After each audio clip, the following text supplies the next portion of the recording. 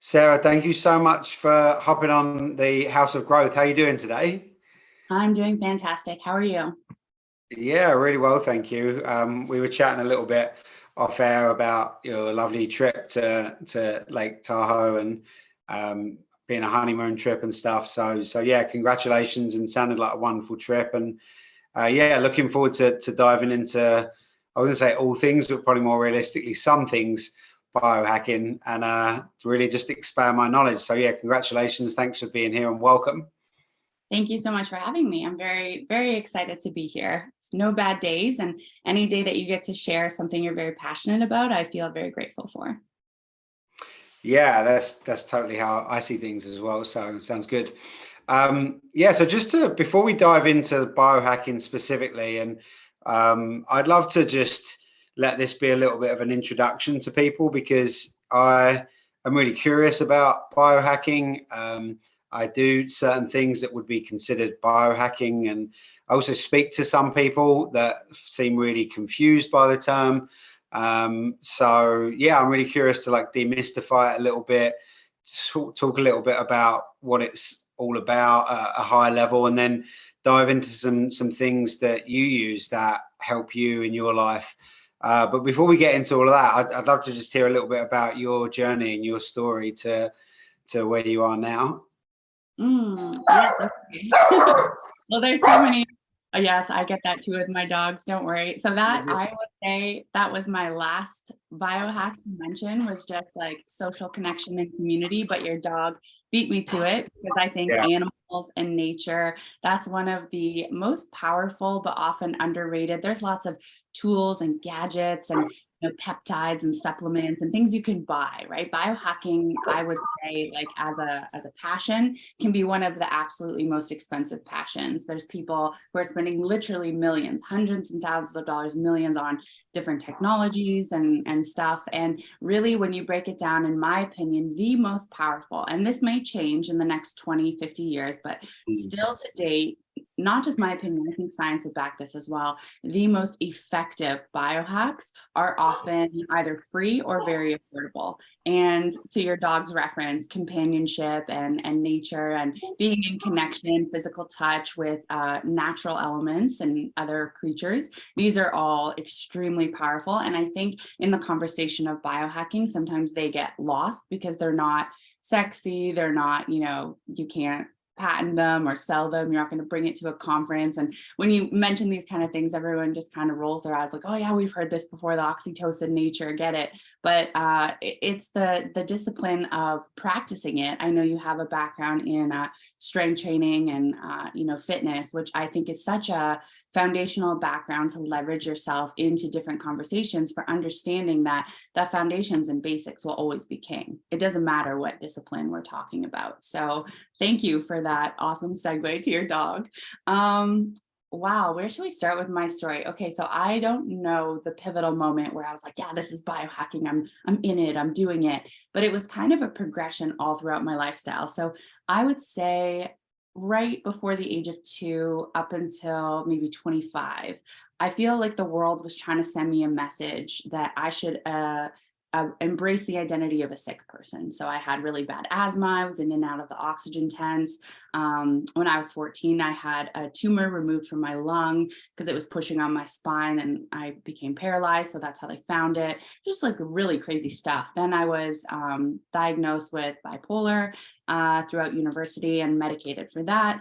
And there was just a lot of pushback inside of me, like a lot of this denying that identity, because in where I grew up, there's this place called Hamilton. It's a city where they have a very famous hospital for sick kids, right? We've all seen that commercial for sick kids. And I was part of that program. And so the whole world is like, oh, you don't do the sport, don't push yourself, don't do this thing. You're sick, like you're genetically sick. This is just, you're weak, you're just a sick person, and this is who you are. That's your identity. And I love my grandma to death, bless her heart. She is my biggest inspiration to deny that identity, because the world told her she was sick and she adhered to that identity. And I think she's a happy person. I think that's the primary thing with people, is never to judge their choices or their life, and who are we to say. But I know for me that if I were to live her life, I wouldn't be happy, because I tried and I was I was miserable, I was empty, I was numb, I was all the things. And it was right around the age, it was 10 years ago, January 10 years ago, I decided I'm going to get rid of this identity. I don't want to be this person. And I know that for sure. So I was on a huge cocktail of medication and I said, what can I look to? What are the things that are within my control that might affect my mental illness, my mental health? What are the things that are within my control that affect how I feel physically, energetically? It wasn't about how I look. I know a lot of people are starting these goals in January to transform their body, and I think that's very admirable. I think it's very important from a health standpoint. But I also recognize that if you're doing something just for aesthetics, it doesn't have a long sustainability run, because you get to a certain point and you're tired, you don't want to do the 5 a.m.s, it's difficult, and you just say, oh, I'm okay with this little extra flab, right? So I think finding a deeper why, a deeper purpose, and for me it really did feel at the time that it was a life or death situation. So in me making these choices to incrementally focus on, I did 3, which expanded into 4, but the foundations of my health are sleep, nutrition, movement, and then later on, about maybe 5 years ago, I added stress management. And these are the absolute non-negotiables. And the neat thing, I mean, sleep is pretty universal in the things that we all have to do, but the other ones is like nutrition. You and I could sit here and talk for 2 hours about nutrition and barely scratch the surface. Same with movement and same with stress management. So what that looks like per individual person is going to be so unique and different.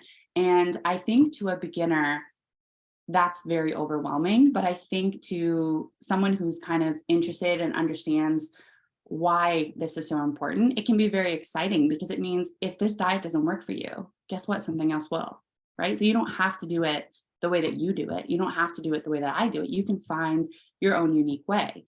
And of course, being a coach, we know some people, they don't want to learn. They just want us to give them the program and they follow it. And that's fine. No judgment on that either. But I'm someone who really likes to get my hands dirty. And so I guess that's how biohacking began.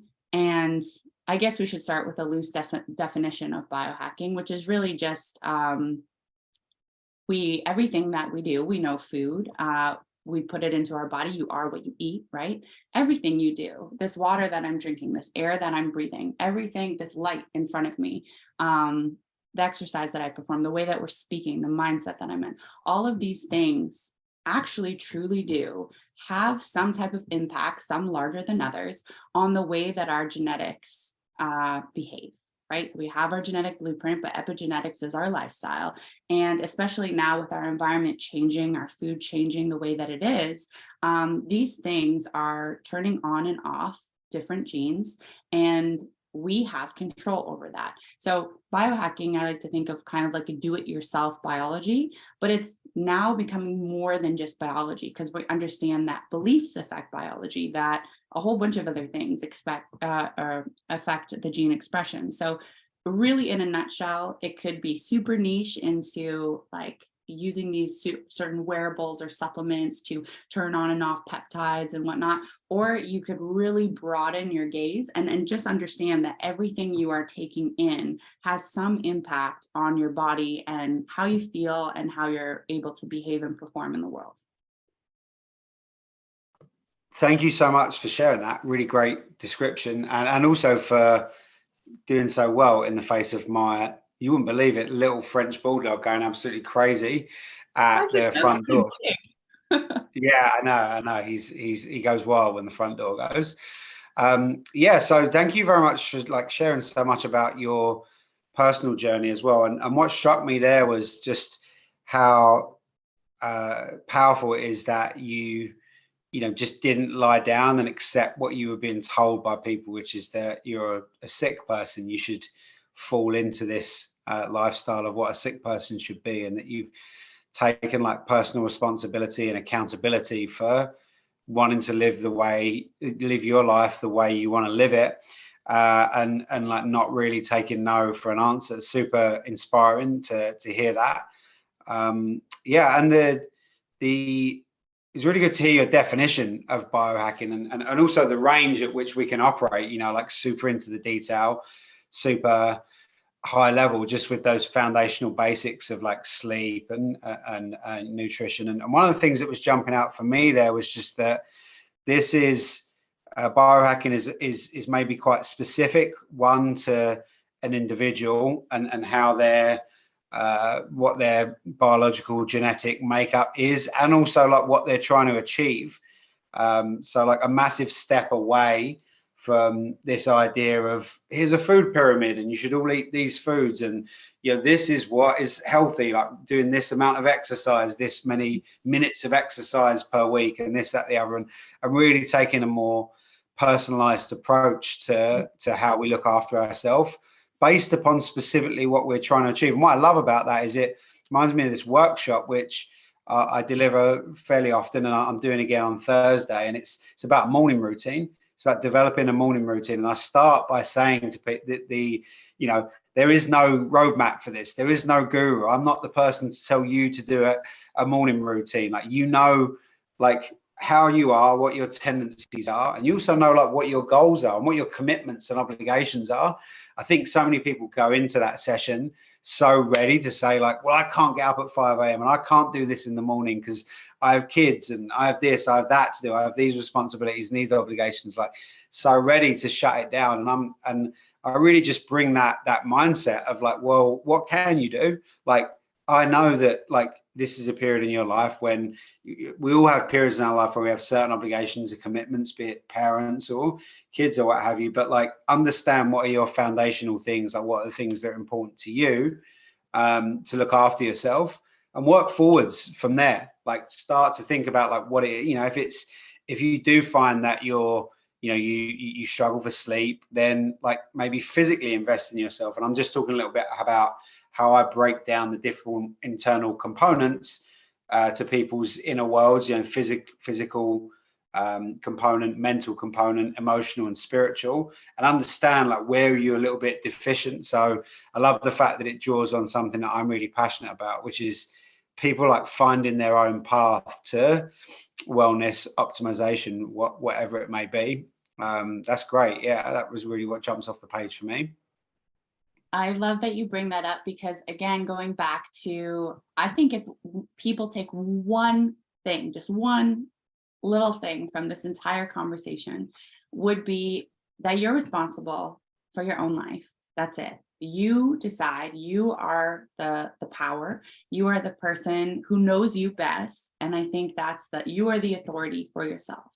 And I think that's the thing that we hear, but we don't act. It's kind of like that fixed mindset, growth mindset. I think people are confused about it because it's like, oh, I have the growth mindset.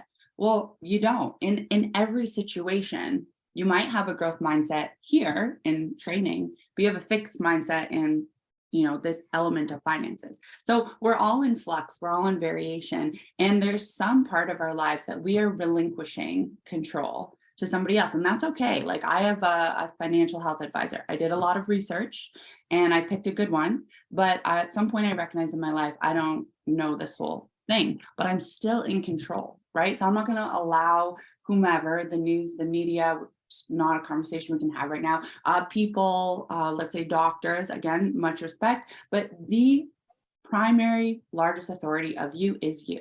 And that's terrifying because you have responsibility for the consequences, the success, everything in our life that falls on you. So I think a lot of people, myself included, don't always like that because it's overwhelming, right? We all have that thing, is this adulting, right? that moment where we're like, oh, and you realize, can't I just go back to high school? Remember how easy that was?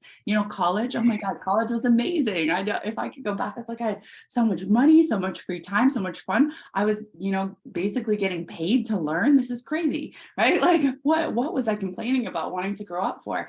But that's at a certain point, for most of us, we have to accept we have full responsibility and ownership for our life. And I think that's terrifying, mostly so is that biologically who I am today is biologically different than who I was 10 years ago, which means that the food I was eating, the way I was training, all of that no longer applies to this body today. Some of it will translate, but not all of it, right? So you're in this constant self-discovery. And let's be frank, like some people are just exhausted. Some people don't want to know. Some people just want to take the thing and follow it to a T and then just go, and that's fine. If you're happy and you're fine and that's your choice, good on you. But for me, I really love this idea of, instead of biohacking, like biological optimization.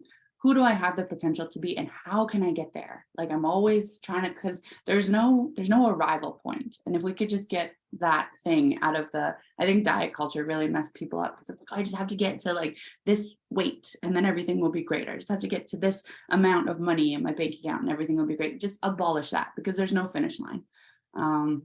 But yeah. Yeah, and yeah, it really rings true to me, this idea of taking responsibility. And I imagine for some people it could be terrifying. I find it quite liberating that I have the ability to, influence how my future may go, not just physically, but mentally and emotionally. Like you said about who you were X amount of years ago doesn't really apply now. You've been doing certain exercises, looking after yourself in a certain way. Same applies for like thoughts and emotions. You've been thinking certain things for all of that time.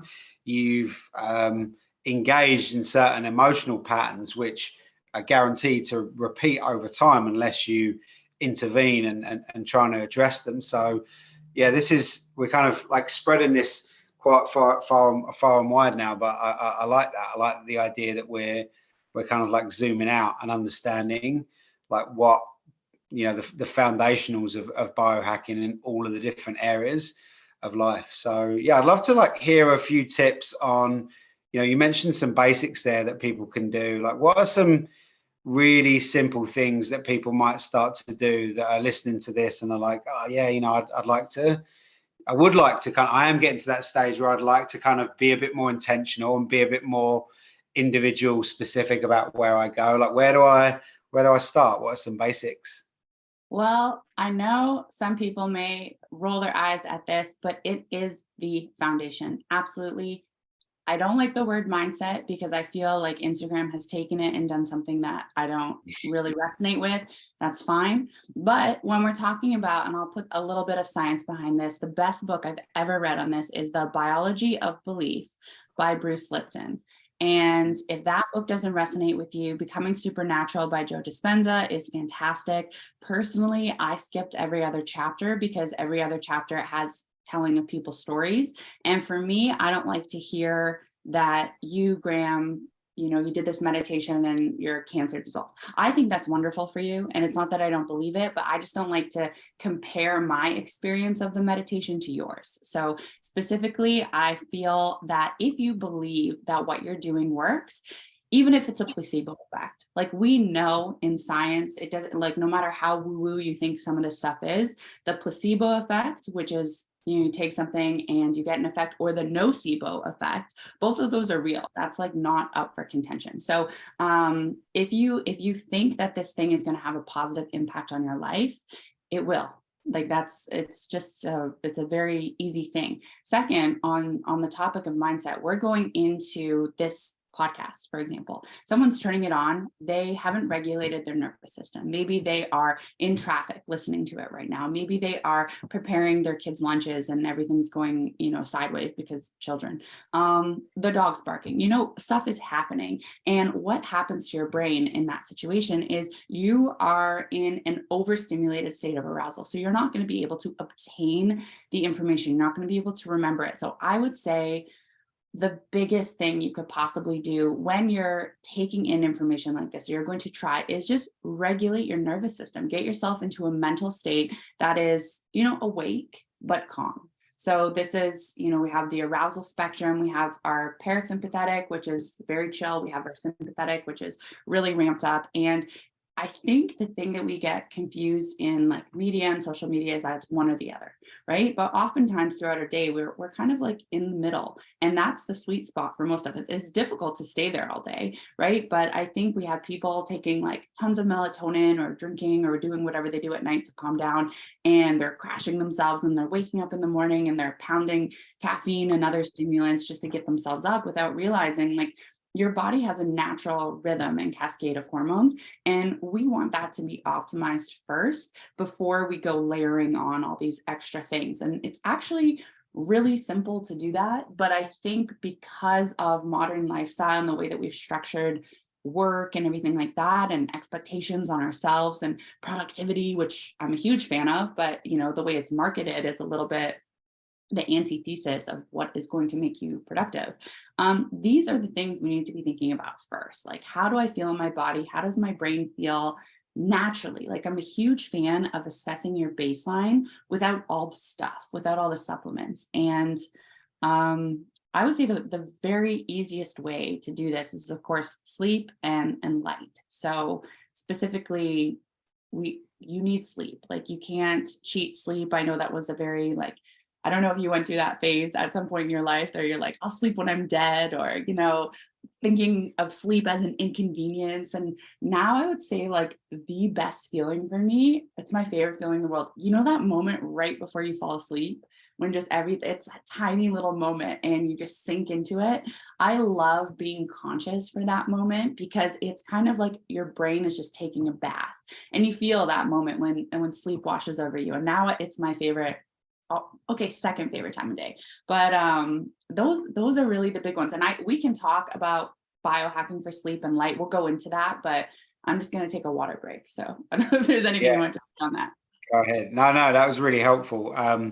The tip in there that was coming through is just understanding this baseline of where you're at, and just the basics of sleep. It reminds me of that Andrew Huberman post that went viral recently. It was like, what's the best nootropic? Sleep. What's the best productivity tool? Sleep. What's the best, I don't know, like this, that, the other. And it was like sleep was the answer to everyone. And one of the things, I work with clients to do lots of things, but one of the many things is to develop a wellness protocol, productivity protocol, something, a plan that's going to help you look after yourself, as rigid or flexible as it may be for your lifestyle. And now, like, I really try and like drive home that, like, unless you're getting, like 6 to 8 hours of good quality sleep, and like quality is more important than quantity, then like there's really no point in looking at anything else. Like, we have to have that as a baseline foundational. It seems that there's no amount of supplementation or meditation, or indeed exercise, that can make up for kind of not enough sleep. So yeah, starting there is a big one. And you mentioned daylight as well. That's come up a couple of times as well through walking. What would you say to someone who's like, okay, yeah, sounds really simple, what do I need to do to kind of like so help I that can walk you through. Of course. Yeah. So basically, a day in my life, I wake up, I live in Vancouver, Canada, British Columbia, has a very similar climate to UK, in the sense that there's not a ton of sun, and we are quite north, and it does rain a lot. So natural sunlight is not abundant. It's not California, it's not Mexico, we're not Texas, right? Nowhere near the equator. And so basically, I go outside. Thank goodness I have dogs like yourself. Without contention, the first thing I do when I get up in the morning is I'm outside for at least 15 minutes. And whether or not it's raining, I'm looking at the sky. I know where the sun is, right? And I'm just looking at it, right? Because I know it's there. So even if it's behind the clouds, getting some type of light in your eyes. Obviously, if the sun is out, don't stare directly at it. But I read this in a book, and it was a book written by a gentleman who went to Harvard, but it was a fiction book. So I'm not sure if this is accurate, but you can close your eyes, but roll your eyeballs up and kind of look towards the sun, and this will still absorb quite a lot of light. Or you can just look in the general direction, wide stance view, which is very important instead of focused. But getting this light, I don't know if you've spoken on the circadian rhythm, but I'll try not to use too many big words, but basically you have a sleep-wake cycle, which is known as the circadian rhythm. So light is absolutely, bar none, one of the most powerful influences on the circadian rhythm. And it doesn't really matter. Like some people say a great night's sleep. I think Dr. Andrew Huberman, who I took a few courses on the neuroscience of sleep when I was in university, and the way that he explains things is fantastic, phenomenal. So if people want to get a masterclass on sleep, Huberman does have a sleep toolkit and a fantastic podcast on sleep specifically. So I encourage you to dive in and don't be intimidated by, Stanford 2-hour. It's very digestible for, layman terms. But basically getting as much exposure to the sun before 10 a.m.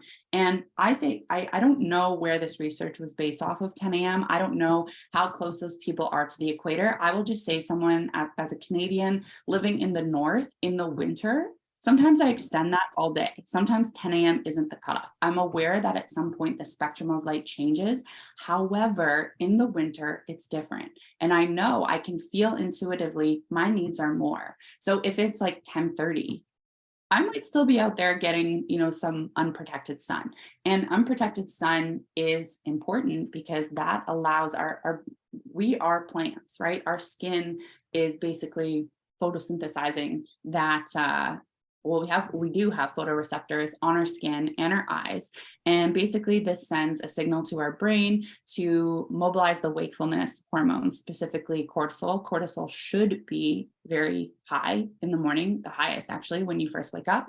In fact, that's what should wake you up in a normal, healthy environment, should be a spike in cortisol or rise in body temperature. And all of this is regulated. So everything has a cycle and a time, an internal clock that's going on, and you can manipulate it as much as you want, but that thing is always going to run, because only a couple decades ago, which is absolutely crazy, couple decades, maybe generations, my construct of time isn't great, but we didn't have artificial light. We were going off candles and we were living aligned with the sun. So you can do what you want, but your body biologically is going to run on this clock. And so what you want to do is stimulate your environment. Like I have a huge window here shining on me. I have 2 lights here. I'm a huge fan of Philips Hue. I know there's a lot of more expensive things you can get. Retimer glasses, you can get the human charger that's very popular with biohackers. These are all devices that shine light specifically in photoreceptors in your ears and eyes to wake you up. So those are really good tools, especially if you're traveling. If you're someone who's on like long international flights going across time zones, there's little things that you can use. I know a lot of people like those sunrise alarms, but we always like say blue light is bad, right? We have the blue light blockers at night. Everyone's got those fancy red glasses, but blue light in the morning is one of the easiest and best biohacks if you can't get sunlight. Now, is it a substitute? Absolutely not. Nothing will beat light. And I'm so grateful for my dogs because you just get up, out, go take care of it. So I think those are kind of the fundamentals of light. And then if you want to jump in there, we can switch gears to light at night, because everything does change. The spectrum of light changes throughout the day as the sun, different infrared UV rays are coming off of that beautiful ball of fire that we are orbiting around in the sky. But it's by no mistake of design that we have different rhythms, and it's imperative to get that morning sunlight, because the whole cascade, the whole triggering of everything that happens inside your body begins in the morning with a specific UV spectrum of blue light is really important. And that, I should say, I use sunscreen, and I use a mineral sunscreen. Before everyone's like, oh, we can talk about natural beauty products, and it is very, very important to not use, commercial toxic sunscreen. But I do use sunscreen. I'm British all the way through, and lots of freckles, fair skin. I don't burn. That's a conversation we can like open a tab and go into it in a second if you wish, and I can explain to you what I do to no longer burn. But I don't ever wear sunscreen, like absolutely not before 10. That's like a hard rule, because I need to get in as much vitamin D as possible. And one thing that is a reality is I'm very fair skinned. So the amount of vitamin D that I need is going to be different from someone who has darker skin, which means they have more melanin, which means that they need more sunlight in order to produce this cascade of hormones and the initiation. So that's just one thing as well. We hear this advice, oh, sunlight until 10 a.m. Well, where are you living? Right? If you're living in the winter in a northern or extremely southern hemisphere, you might need more. Hey, only get this amount of sun, right? Well, what's your skin tone? If it's very light, you may need less. If it's very dark, you may need more, right? So there's no universal advice that I've heard that really applies to everyone, because we're all different, and that's fine. Yeah. And, I'm just thinking about who that applies to, because it's like, yeah, I'm sure there's a lot of people listening, and I work at home, so for me it's super important to be really intentional about getting outside in the mornings as soon as daylight is available. I think of people that are like going to work and like, yeah, no problem, I'll get on my walk to work. But also there's like, most people have a day or two a week where they're working from home. And I just want to stress the importance of like doing this every single day. Like you said, like making it a non-negotiable. If you think, oh yeah, I'm doing this most days, but actually you're working at home 2 days a week, and on those days you log straight on and don't end up out the house or in daylight until midday, and then at weekends maybe you stick around at home, it's like all of a sudden that's more than half the week when you're not getting that sunlight exposure. So I just want to stress the importance, I assume, of doing it, making this like a daily non-negotiable, not just like I think I'm good there. I think there's two things I would say on that.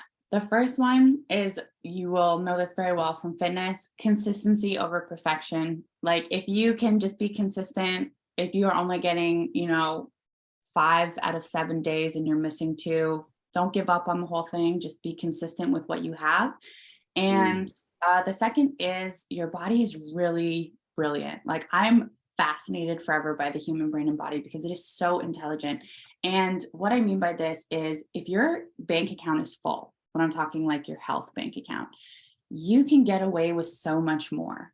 So what I mean to say is, if you miss your Wednesday because you're working at home, well, if you've been good the 4 days prior, the effect of you missing it is not going to be very extreme. And second, there's some people, which I'm sure you know these people as well from your coaching, is it's kind of that all or nothing. Sometimes people catastrophize the fact that they didn't get their sunlight on Wednesday. So, oh my God, I'm going to have a terrible day. I'm so tired. And that stress response is going to do more damage than just saying, oh, well, like, let's just roll with it. Right. So absolutely, yes. In a perfect world, we'd all be consistent. We get those 7 days a week. Do I? No. Right. Everything I do that I'm going to tell you about, I'm not perfect with. And that's fine, because I keep striving to be consistent, and I don't let it stress me out when I'm not. And overall, I don't know the ratio, and I also don't care, because I feel like we can get hyper fixated on numbers. And for some people, that's going to be where they trip. And for other people, it's just a really matter of, yes, you want to do your absolute best, but perfection not required for success. Yeah, and I love that, because it strikes me that even with the term biohacking, I think perhaps lends itself to people that are more technically minded, that maybe people are a little bit more rigid with their habits and their structures and the way they go about things, which in my experience tends to be those sorts of people that can generate that stress for themselves when they're not like hitting their numbers, hitting the right amount of workouts, or get really into the detail. And really interesting what you said there about like the thoughts and the emotions around not like hitting the workout or getting the daylight, whatever it may be, actually causing more damage than the not doing the thing itself. Yeah, that's a big one. And I think that's one of the hardest ones for all of us, myself included, to let go of, because even coming into this interview, I had an intention of how I wanted to feel, how I wanted my morning to go. Well, guess what? It didn't go like that. Right. So I could be in a flurry going up to this interview with this podcast and saying, oh my God, this thing didn't happen and it's not perfect. And blah, blah, blah. And then how do you think that you and I are going to connect? Because in the back of my mind, I'm running a stress response, which only a couple hundred years ago told my brain that I was about to die. Right. So how are we going to connect? How am I going to connect with the other people on your audience? How am I going to show up if I'm not showing up? Right? I might be physically here, but mentally I'm still dealing with this thing that happened this morning. Right? So, I mean, I want to go back to sleep in a second, but the number one thing I've tried all the things for stress, like all things. I can talk about how I got into stress in a sec, but regulating your nervous system, I think the fastest, freest way to do it is EFT tapping. I don't know if anyone can see this, but I'm tapping on the side back of my hand. Sometimes I started tapping like this, and my tapping therapist was like, no, you gotta like be a little bit more gentle with it, right? So this is just gonna regulate your nervous system. Another super simple way to do it is just take a longer exhale than your inhale. So you inhale and then you exhale twice as long. I know there's like box breathing, there's 4-7-8 breathing, there's all these. I don't like counting. I want it super simple. Like I just want to just, I'm going to inhale, and then whatever I do for an exhale is going to be twice as long as the inhale. Boom, regulating my nervous system, right? So these are the things that can help you move on from the things trying to trip you up and really draw back that perspective and help you understand if you miss your morning sunlight, you might not have a 100% optimized day, but were you going to anyway? And how can you get yourself back to this moment? Because obviously meditation is fantastic for that. And that's a whole other thing that we will talk about today, provided we have time. But I feel like that capacity to not get yourself attached to your emotions, to kind of let them flow and pass and bring yourself back to now is in the future. I mean, we all know we're at a war for attention. Look at social media. Look at how these systems are designed. Your attention is a commodity, right? The more you have the capacity to be in control of your own attention, the more successful and happier and all of those things I believe you will be. The future belongs to those who can focus. The future belongs to those who can focus. Love that. Great quote there. So we've got some really good tips there. We're focused mostly on like daylight and sleep. Are there any other things that spring to mind for you as like a really good place to get started? We've spoken about, you mentioned about stress and stress management. And I know for a lot of people that I speak to and a lot of people that listen, they've got big dreams, they've got big goals in life, and stress is a real thing that comes up. So what's a good biohack for managing stress that you can think of? Okay, I will dive into stress, absolutely, but I'm going to give you a quick checklist of my sleep because I think, again, going back to absolutely everything with anything, you want your body, your stress, your nerves, all of these things are important, your health, none of it matters, literally none of it. I had a client, I love her to death, and she was trying to lose weight and her sleep was out. And I was like, what are you doing here in the gym? Like you can't, I can't even train you right now until you get your sleep right. Because what you're doing, you're trying to gain muscle, lose fat, your cortisol is so high that all you're doing is storing fat. You are breaking down your muscle, you're storing more fat because your hormones are dysregulated, because your sleep is dysregulated. So don't even try to do this. I mean, she was an extreme example, right? So I'm not saying, but you got to get your sleep right. So for me, a sleep environment starts at 9 o'clock. I have these Philips Hue light bulbs. I got them installed everywhere in my house. At exactly 9 o'clock, everything goes red. So we start to progressively get rid of the blue light. Everything goes red. I don't like blue light blocking glasses. I just don't like wearing glasses, but they are very popular. And if I'm traveling, I will wear those. From there, there's no screens. I'm talking like no screens. All the alarms are set. Everything is done. It can wait until morning. I have pens and paper if I need to remind myself to do anything. I have them all over the house. Like there's a hard no phone rule. And I'm a little, maybe some people say like neurotic about sleep because I used to have insomnia, because I used to have night terrors. So I say this to inspire people who are familiar with those conditions that they're serious and you can optimize your sleep. Like it's absolutely possible. We can talk about food before bed, but everyone's going to be different. So if you're dieting and you're in a growth, if you're in a growth phase, you're going anabolic, you may need a meal before bed, but most people, it's a very light snack. You just don't want to go to bed hungry, but just know that it takes energy to break down energy. So you are actually activating the wrong processes in getting your cells to mobilize and release energy. You don't want to be doing that before bed. So general rule of thumb is not eating before bed. Huberman says hard cutoff on caffeine at 2 o'clock. I think everyone's tolerance is different, but generally that's probably great advice. Is it universal? I have no idea. You are the only best person of you. My mom, for example, drinks espresso before bed and she says she can still sleep, but I promise you, if she tracked her sleep with like an Oura ring or Whoop or something, she would see that, as you mentioned, the quality of her sleep is suffering. And basically, how do you know if you're not measuring your sleep if the quality is bad? Do you wake up and it's hard to wake up? Do you wake up and you feel tired? How do you, like, groggy? Can you cognitively hop into a conversation? Can you like move your body quickly? If these things are not happening naturally and you feel tired, I don't think it's normal to feel tired after you wake up. After that 5-10 minute period, if you're waking up and you're still feeling tired, something needs to be optimized in your sleep. From there, I have blackout curtains.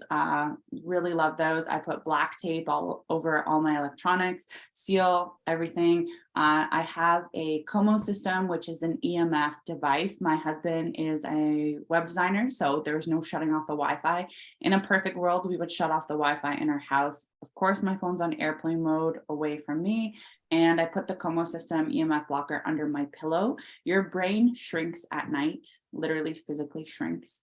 And the reason for that is you want to, your body is designed to bring the cerebral spinal fluid into your brain and flush out everything. So you've had all this metabolic waste, you're burning glucose. Glucose is like the number one. Burning glucose creates reactive oxygen species, right? We all know that goes around, causes damage. It's imperative. So people are hearing like, also, I need sleep, I need sleep. This is why you need sleep. This is why.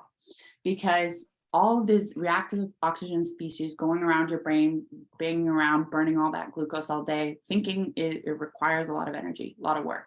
And it's absolutely imperative that your brain shrinks at night and that cerebral spinal fluid comes and takes out all that shit.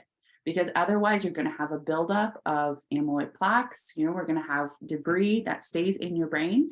And I don't know if I can remember the science off the top of my head, but I remember from my neuroscience class way back when, this really stuck with me, that basically you need to be in a certain temperature. So this is why sleeping in a cold room, I always have a fan, sometimes the air conditioning. Right now I have the window open because it gets nice and cold at night. Nice and cold for sleeping. I know sometimes people like to be warm for sleeping, but you need to be cold. We need everything to shrink. We need the body to calm down because we don't want any work going on. We need that cerebrospinal fluid to get in there and clear everything out, bring valuable nutrients to the brain to rest and repair. Rest and repair is the point of sleep.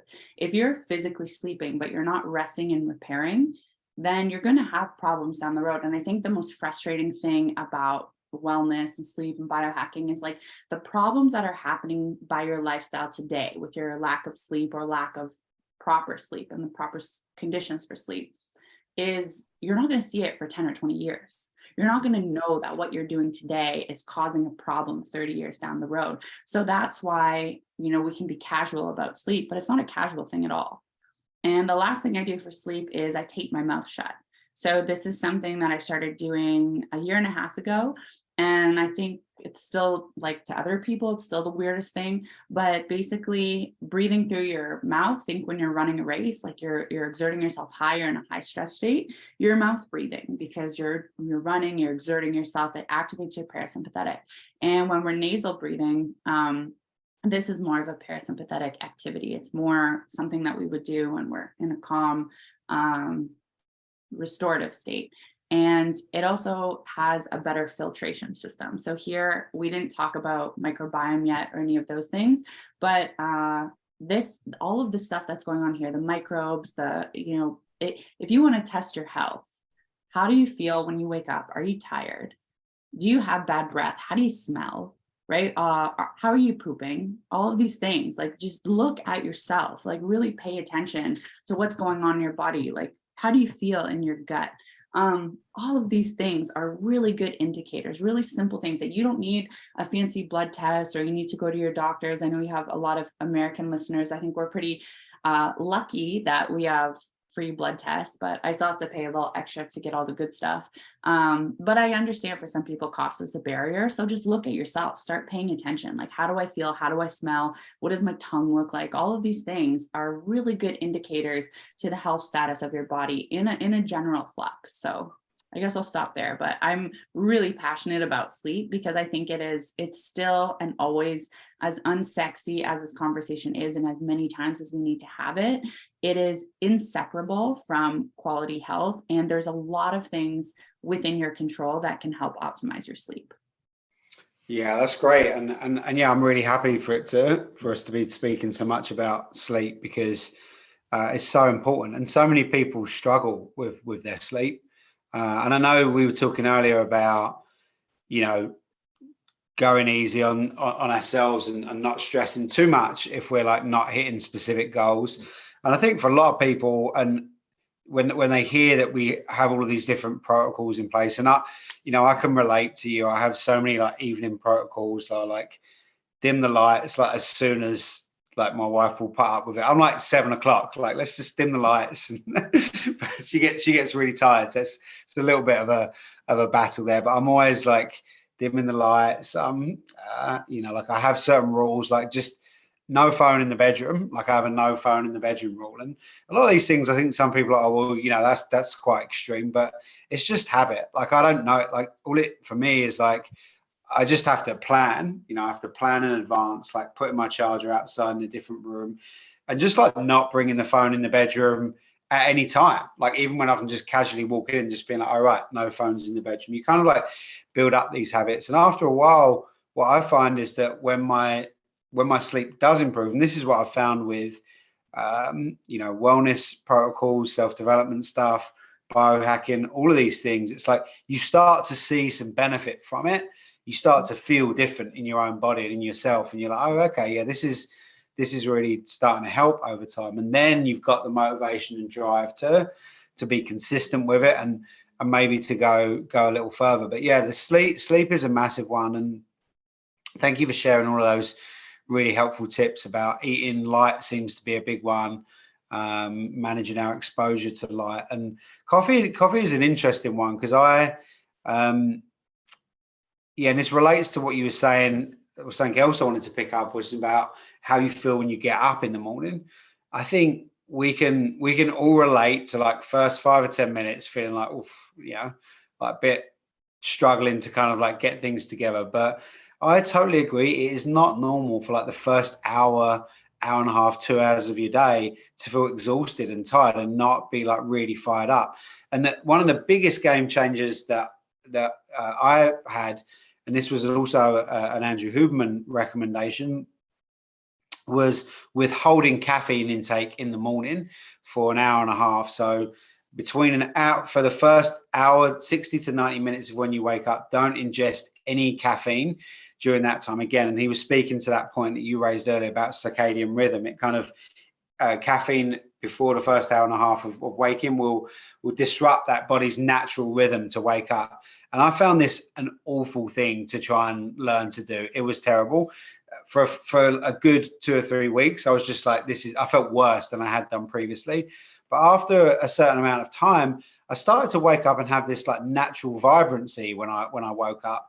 And yeah, it was coupled with a lot of evening protocols as well, and getting good quality sleep, which was available to me at the time fairly easy. But it did make a massive difference. And I just wanted to pick up on what you said about caffeine in the day as well. There's various different theories on this, and like you said, 2 p.m. seems to be a pretty good one. But there was one study that showed that caffeine can stay in your system to 25% strength between 10 and 12 hours after. So I'm crazy about my caffeine now. I don't like no caffeine 90 minutes before I get up, and then 12 hours before I go to bed, no caffeine, which is usually like 10:30. So I've got this like 2-hour window in the day when I'm able to drink coffee, which is a real nightmare. I'm like, trying to cram in 2, sometimes 3 coffees into this little window, but it's made a massive difference. to my sleep. So yeah, I just wanted to jump on that and share my own experiences in regards to sleep as well. One thing I wanted to say about caffeine specifically, people always think it stimulates me, like it gives me energy, but that's not correct. Basically, what it does is it suppresses adenosine. So it blocks your synapses from having adenosine cleared out. Basically, when so to what Huberman was saying, I listened to that podcast as well, and I always send these to my mom, and she's like, "You ruin everything." Like I've been telling her, like, you shouldn't drink so much wine, and she lives in Niagara on the Lake, so it's a huge wine country there. I'm like, just a little bit less, and delay your coffee. And she's like, I don't want to hear this anymore. Like I just want to live my life. So that's the thing you always have to remember sharing these things is like, if it makes you happy and it works for you, then who are we to argue? But I think a very small part, even the voice in the back of your head, kind of knows better. And this is like giving you back your power. Like you have the intuitive know-how to understand how to apply everything we're saying here today. If you have the means for it, I've done a full neurotransmitter panel and a full, very comprehensive genetic panel. So I know, like, I'm a very fast caffeine metabolizer. And so that helps me understand how to use caffeine in my own life.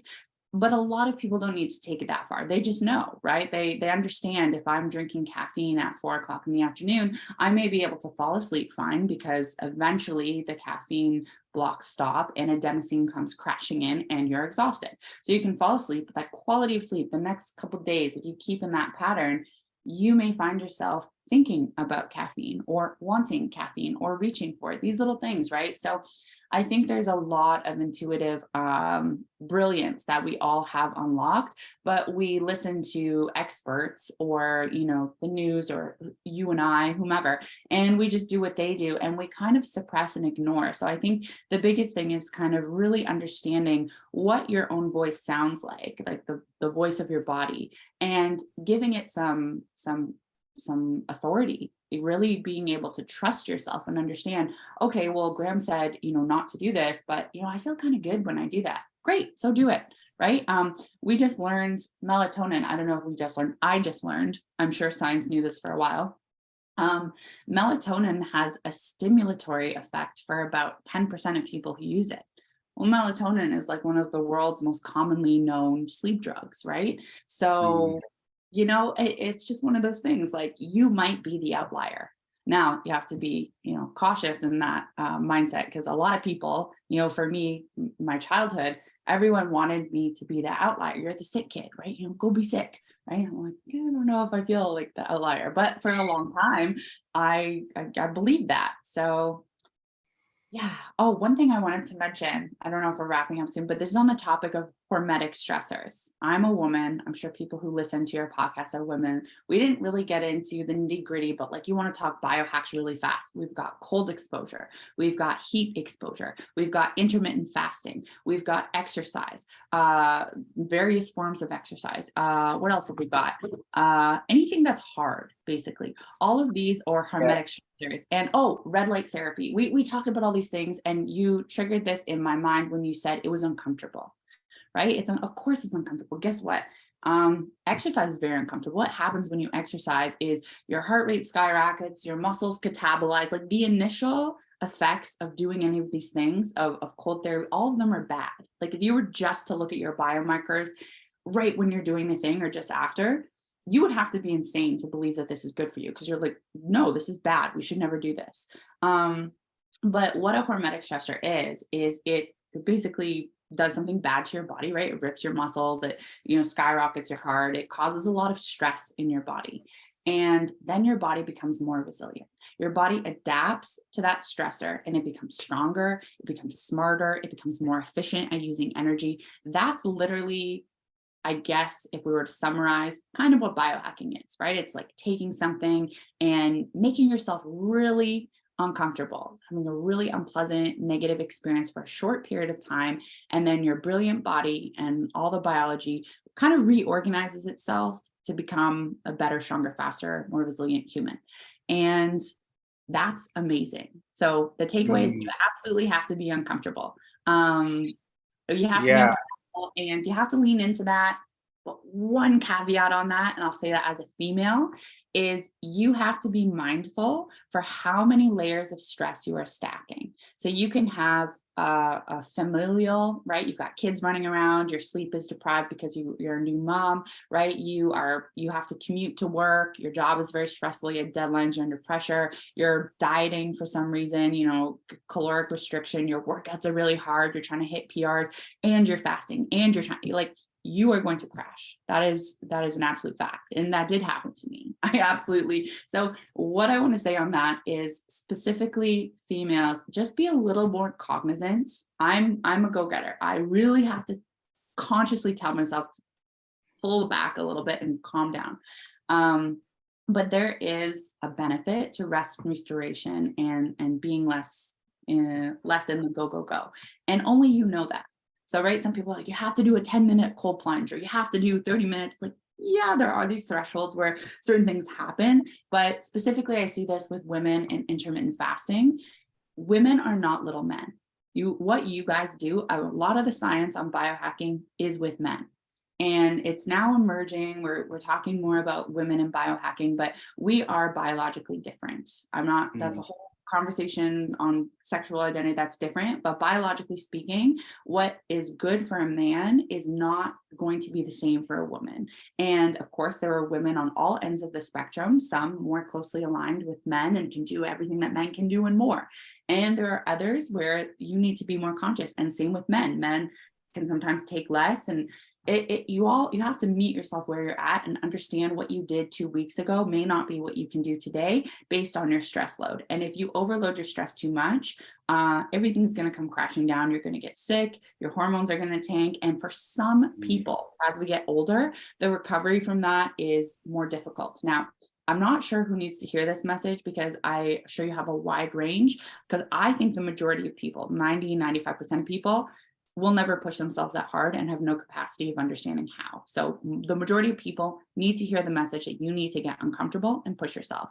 And 2 to 5% need to understand that there's a message here that says you need to let yourself off the hook every now and then, and not do the cold shower every now and then, right? So I love that. I love what you. I mean, my takeaway from that, it really kind of like is super relevant for me as well, because I'm really like disciplined and regimented. I'm like a habits person. I'll like these are the things I do. This is the order that I do them in, and that's not for everyone, but that kind of like works for me to like keep that consistency going. I'm also mindful that there's more going on in my life than just my habits and routines. Like work is sometimes busier and more stressful. My life outside of all of those things is busier and sometimes more stressful.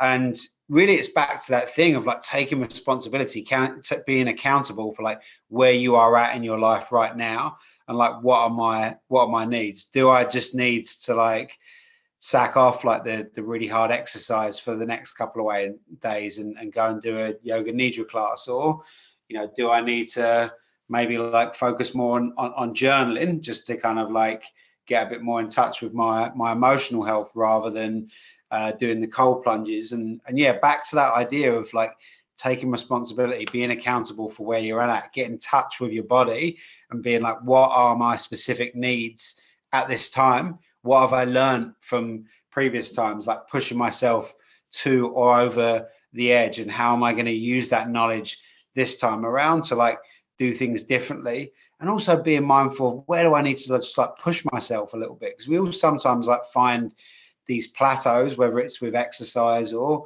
wellness protocols or work or whatever, and we sometimes just need to push ourselves that little bit further and get uncomfortable.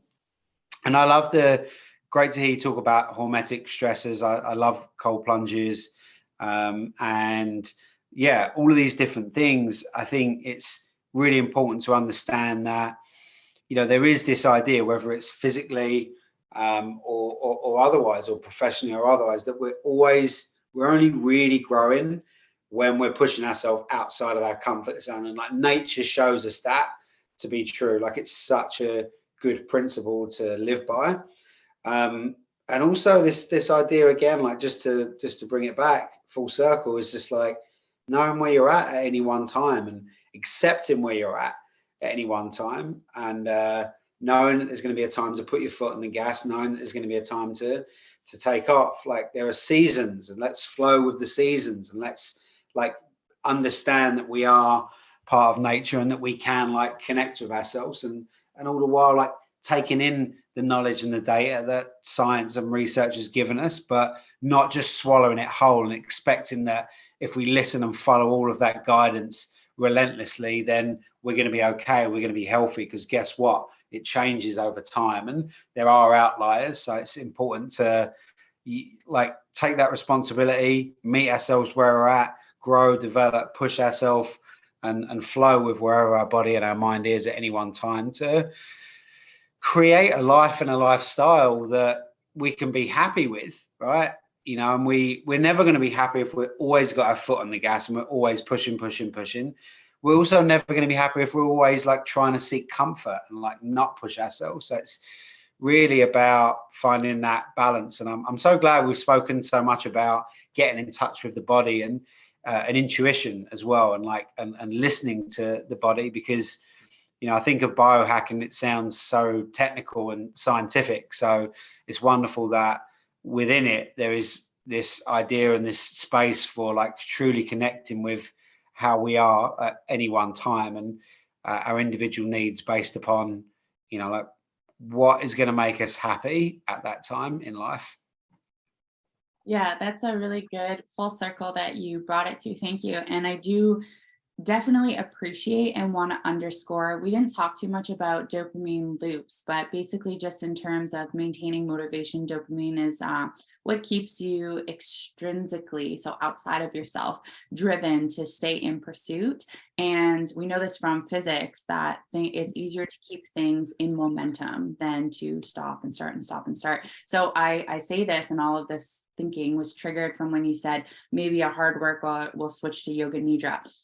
Stay in motion, like physically and mentally stay in motion. So I'm a huge fan of, you know, women, we have a monthly hormone cycle, right? So when it's time for me to pull back and calm down and do something more gentle, then that's what I do. But I'm not doing nothing. Like, I don't want that to be confused. I'm not just like, oh, today's a sit on the couch and eat ice cream day. That like literally never happens, because we're thinking about continuing on momentum. So we're slowing down, but we're not stopping. And I think that's a very important part, is like, there's always something less you could do, but you still have to do something.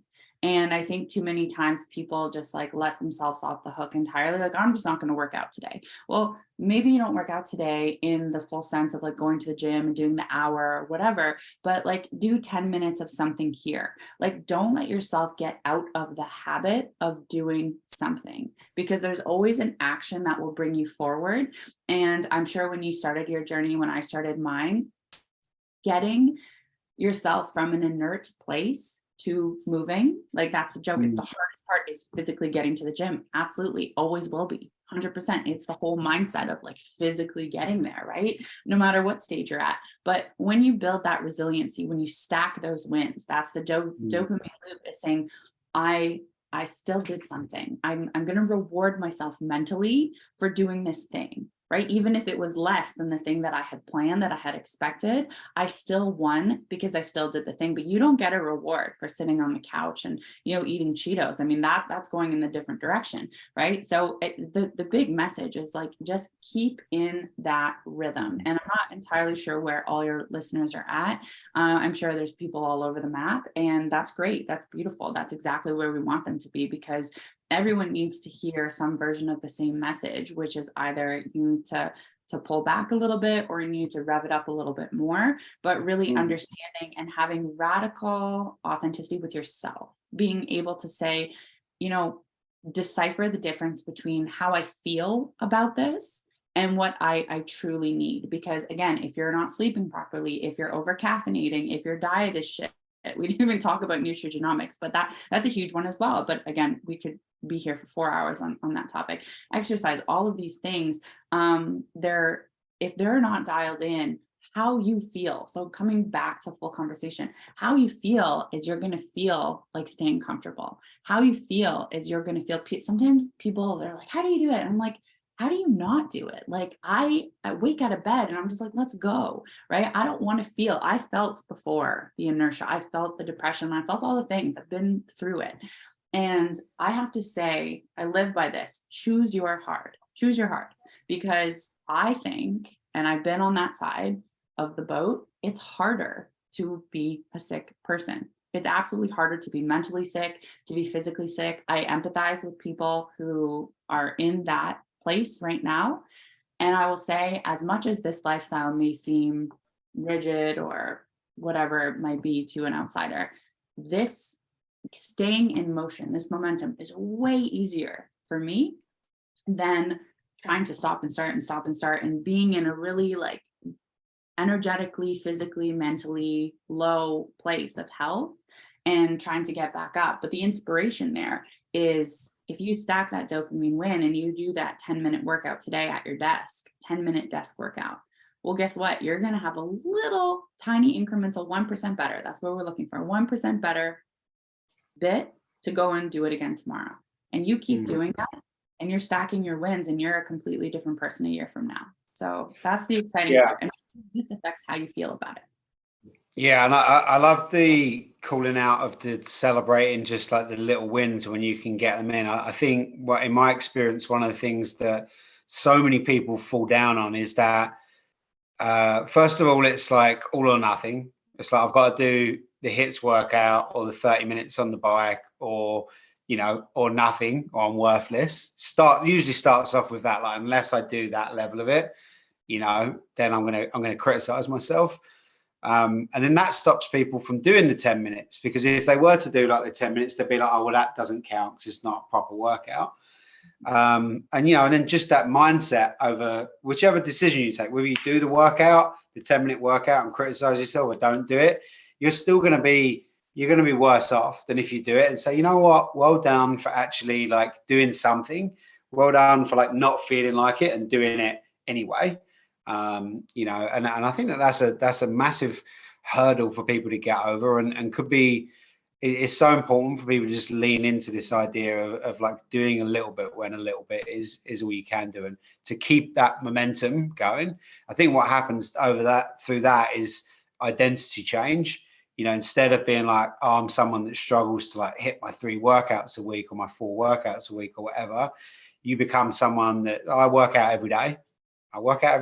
And that may be like 10 minutes 4 days a week and 30 minutes 3 days a week, but far more empowering to be someone that works out every day. And when you are that person, you're increasing the likelihood that you're going to show up for yourself, not just working out, but in other ways as well. So I love to hear that, giving people permission to just do less on days when that feels appropriate. Yeah, the final thing I'll say on that is, it's not just good for your mind to stay in that rhythm and that momentum, but there are physical benefits to doing something. Like even at the most primary level, we're not talking about ripping muscle fibers and hormetic stress and all of the cascade of things that are happening there, the endorphins that are released. These all have thresholds, right? But even if we're just talking in the primary, the only thing that could happen basically in any workout is blood flow, right? How good that is for your brain is so incredibly underrated. And you do something good for your brain, you are making it easier for you to sleep. You are making it easier for you to not have cravings, right? To regulate your insulin, your ghrelin, your leptin. You are making it better for your brain to clear the debris and to think clearly and properly and make the better decision tomorrow. So even if that's the only win you get from it and you have this little 10-minute thing, the benefit to your brain is going to eventually build a benefit to your body and to all other systems, right? So I just think that there's really no reason not to. Great. Love that. I can't think of a better note to finish on that. And I'll just say thank you so much for being so generous with your time, sharing all of your knowledge, and for having a lovely conversation. Thank you so much. Yes, thank you for having me on. It was lovely chatting with you. And many times I forgot that we were recording a podcast and we were just having a great conversation. So I deeply appreciate that. Thank you. You're so welcome. It sounds like we'll have to do a part 2. There's so much still to cover. So we'll Yeah, maybe we'll dive deeper next time. yeah, I would still, three things I would talk about that I would mention, earthing, grounding, that's a big one for stress management. We can talk about the science of that. So interesting and important. Nutrigenomics, so basically nutrition, but specifically the impact and how you can manipulate nutrition, insulin sensitivity. We can go on for ages. And of course, exercise. And I think you could contribute a lot to that conversation because, well, damn, it's really good for you. Yeah, absolutely, absolutely. And before we go, tell anyone listening right now that where they can find you. What's the best place to reach you? I'm On the having a internet, I suppose, as opposed to like, the real world. yeah, I absolutely. I always get back to my email. So my website, which is very much under construction still, but that's fine, is WON, like one, WONDAY, one day. And the whole concept of that is own the now, win the day you have this moment, own it, win it. So one day.ca. Let me check if that's Got still it. active. And my Instagram is sarah.jessica.taylor. And I am pretty still active on that. It's a love-hate relationship because I love the connections that we make. My Instagram was actually deleted and disabled last January for talking about the benefits of vitamin D and immune health. So What? yes, yeah, I have the messages from Instagram. It was so that's why I say it with a little bit of hesitation because it's not my favorite platform as a health influencer to be Mm, my radical, authentic, uncensored self. And I was not even talking about it in the context of and just immune health. And it was just at a mm, pivotal time, I think, in the political sphere where many people, smaller accounts, were being. Anyway, so I have a new one. I'm still very active on there, but I think I would like to switch to a different platform. I'm just not sure where that is. But if you send me a message, I think the best thing to do would be email because it's a love mm, hate. So I'm still there connecting, but I don't want to invest all my eggs in a basket for something that I'm not super aligned with. But I would say the website oneday.ca is a wonderful place to find my email. And if you have any questions, I love geeking out on things, science or mindset otherwise. I really just love having conversations with people. So if you have questions, I love solving problems. Let's get to it. great. Sounds wonderful. And yeah, so sorry to hear you were done the dirty by the gram. I love your Instagram page. I think your stuff is really really interesting. Keeps me intrigued. So I'll keep listening for as long as you're on there. It's a labor of love, but honestly, I have to say it's one of those things where it was such a blessing in disguise. It was very frustrating because I did have a larger account and then it just disappears and you don't pay to be on the platform. So they don't care. Like they're not going to help you. But it was the best thing because we talked a little bit about identities and we all have these social identities that we've created, right? These masks that we're wearing, these characters that we're playing, for better or for worse, it absolutely happens in every facet of your life. And it was such a beautiful opportunity for me to really reconsider who I was showing up as online and if that was most aligned with who I wanted to be showing up on as line. And there's lots of strategies for, who you could be. And I'll always just be myself because that feels exhausting to step into a character every single day and be someone you're not. But it was a beautiful opportunity to really connect at a more like, I don't lose too many people, but like at a soul level with Mm, people that you're like energetically, I feel much more aligned with this subset of people versus, mm, my old account, I had known people for a really long time. So I had some people we had kind of drifted apart, but you unfollow someone, it's like drama, right? mm. So it was lovely to just have the whole thing disappear and get a refresh. And if anyone's looking for a great way to reset your identity, that would be a very powerful one, I would say. Yeah, well, another example of you being someone that can take what most people would consider to be a real negative and just spinning it around into a positive for you. Super powerful skill you have there, and one that will serve you well always. So, Yeah. yeah, thanks so much for hopping on, and maybe we'll do this again soon for part two. I had a beautiful time. Thank you very much, Graham. Okay, see you soon. Yes, take care. Bye.